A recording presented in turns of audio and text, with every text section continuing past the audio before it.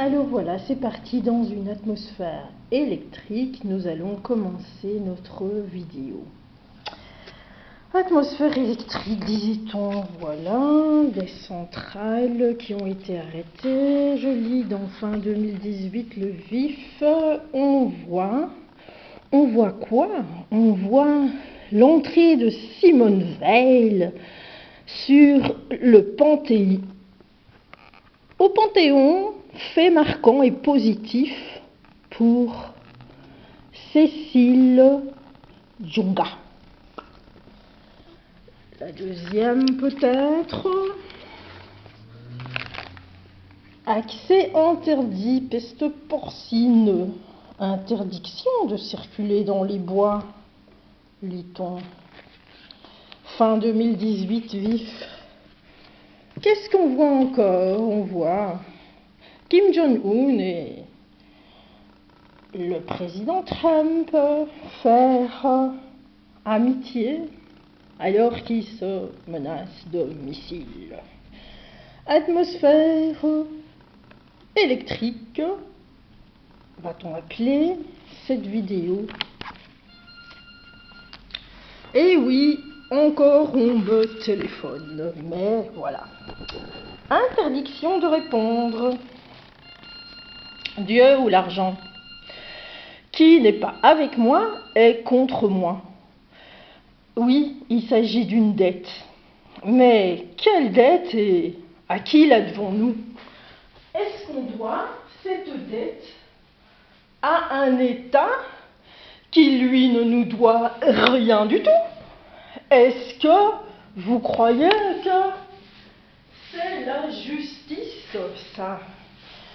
Alors, on va commencer, parce que c'est pas tout, hein. C'est pas une guerre entre quelqu'un et quelqu'un d'autre. Par exemple, entre les adeptes d'une personne et les adeptes d'une autre personne. Non, mais c'est une guerre entre Dieu et son ennemi. Lucifer ou Satan, j'ai nommé. Éphésiens 6, versets 10 à 13. On va commencer par Éphésiens chapitre 6, versets 1 à 4. Enfants, obéissez à vos parents. Quant à vous, pères, n'irritez pas vos enfants, voit-on dans le verset 4. Mais si vous apercevez que ce n'est pas possible d'obéir à vos parents pour une raison ou une autre, Éphésiens 6, alors, on va lire versets 10 à 13. Nous instruit et nous dit, le titre en est « Armure du chrétien ». Enfin, frères et sœurs, fortifiez-vous dans le Seigneur et dans sa force toute puissante, revêtez-vous de toutes les armes de Dieu, afin de pouvoir tenir ferme contre les manœuvres du diable. En effet, ce n'est pas contre l'homme que nous avons à lutter, mais contre les puissances, contre les autorités, contre les puissants de ce monde de ténèbres, contre les esprits du mal dans les lieux célestes. C'est pourquoi revêtez-vous de toutes les armes de Dieu, pour pouvoir résister dans le jour mauvais et tenir ferme après avoir tout surmonté. Alors, cette vidéo est là pour clarifier l'affaire, je l'espère. Il ajoute d'ailleurs, d'abord aimer ses ennemis n'est en aucun cas les approuver, parce qu'il ajoute d'ailleurs, faites du bien à ceux qui vous font du mal. Dans Matthieu, chapitre 5, verset 44. C'est un commandement donné par Jésus-Christ. Pourquoi? Parce que Jésus-Christ parle d'ennemis de chair et de sang ici. Parce que si on comprend bien Éphésiens, chapitre 6, verset 10 à 13, nos vrais ennemis ne sont pas de chair et de sang, ils viennent des puissances des ténèbres qui manient la haute magie noire. On l'a vu avec James Mighty 4 de YouTube, avec Trey Smith, qui parle des Néphilim, avec le livre d'Enoch, et qui viennent, je vous en ai parlé dans claireetbref.com, et qui viennent d'un monde qui remonte à une guerre entre Dieu et Lucifer, qui a perduré au fil des siècles. Vous pouvez aller lire Isaïe, versets 12 à 14, la chute de Lucifer. James Mighty, ses ennemis de Dieu, était au nombre de 200. Dans ma radio, on l'entend, donc claireetbref.com, et se sont liés dans un mutuel anathème en vue de gagner une guerre contre leur créateur. Dans quel but? Dans le but de faire chuter, vous ne rêvez pas, comme je vous ai déjà dit, Dieu le créateur de l'univers. Et oui, il faut être vraiment idiot et imbécile et en même temps orgueilleux et tout ce qu'on veut.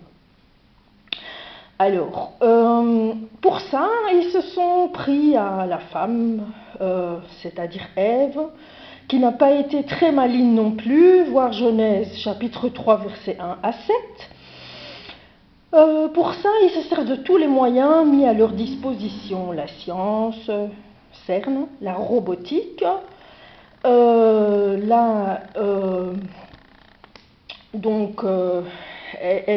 j'ai ajouté que Ève a vu que le fruit est bon à manger, agréable à voir et procurait de l'intelligence, c'est-à-dire la sagesse de maintenant. Et donc maintenant, tous les suppôts de Satan se servent des distractions, des artistes, des idoles, donc beau à voir, les objets à acquérir, bon à manger, vêtements, voitures, maisons, vacances, à pas d'argent, du New Age, de son positivisme, du yoga, de toutes les fausses religions et des sagesses qui vont avec. Adoration et pratique de tous les genres sexués. Il n'y a pas plus de sexe, les LGBT, les Q, je ne sais pas quoi, l'imposition bientôt du dimanche comme sabbat obligatoire. On est comblé vraiment. C'est tout juste et c'est déjà le cas si on ne nous confisque pas nos vraies Bibles pour nous les remplacer par toutes les sagesses qui sont autres que les sagesses venant du temps de Nimrod. Et alors, en plus, on les faisait payer très cher.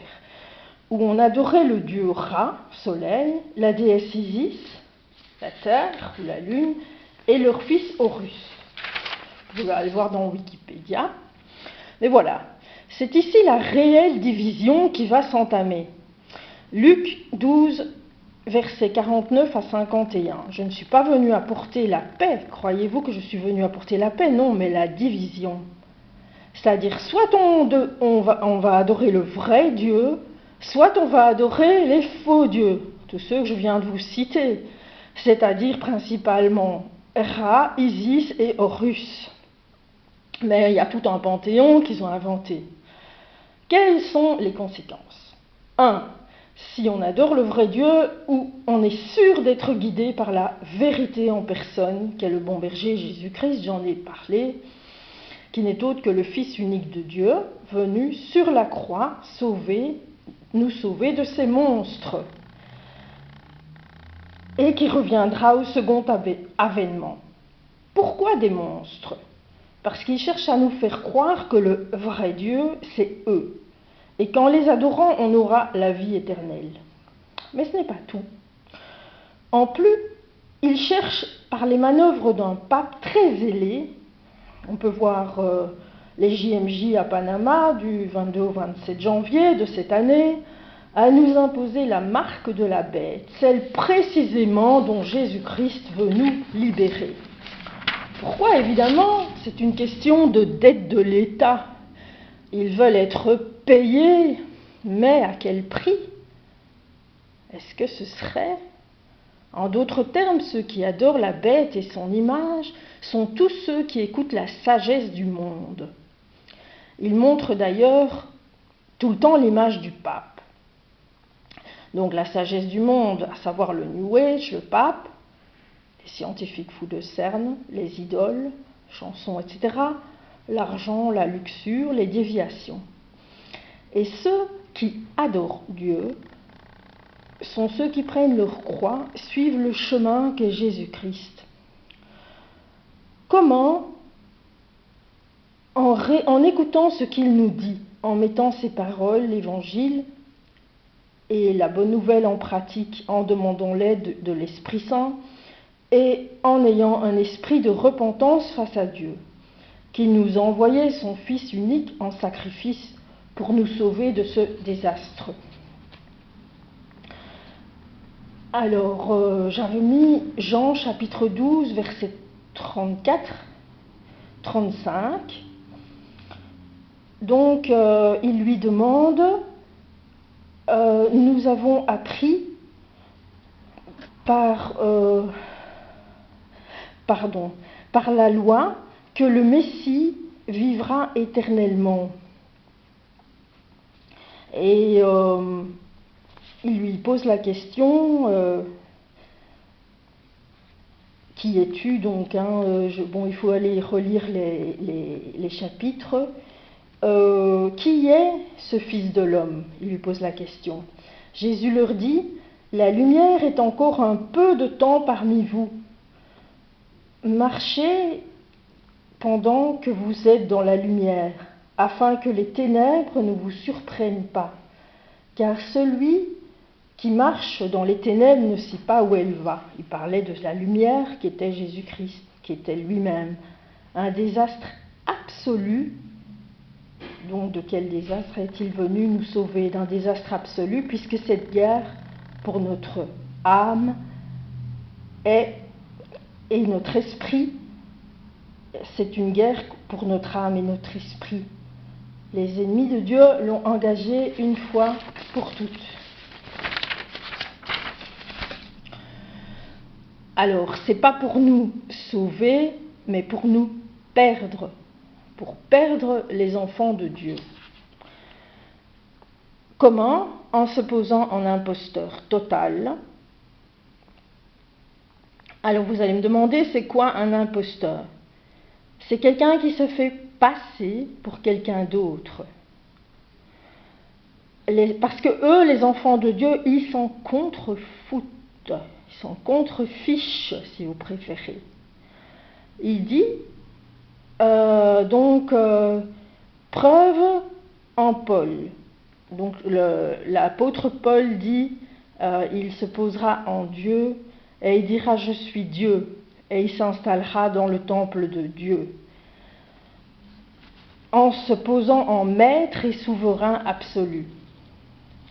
Premièrement par le pape, qui donnera son pouvoir à Obama. Est-ce qu'on ne l'a pas vu si souvent aux côtés d'Obama, qu'il appelait d'ailleurs le très Saint-Père, qui est un blasphème total, puisque le pape n'est Dieu en aucun cas.